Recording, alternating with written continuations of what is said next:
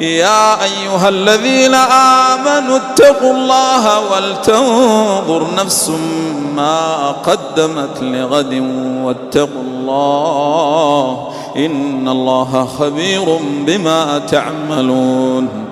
ولا تكونوا كالذين نسوا الله فأنساهم أنفسهم أولئك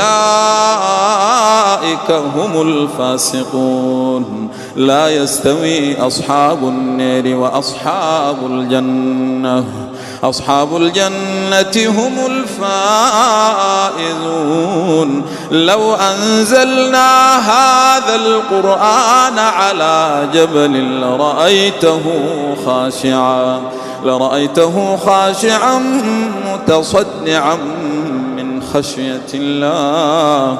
وتلك الأمثال نضربها للناس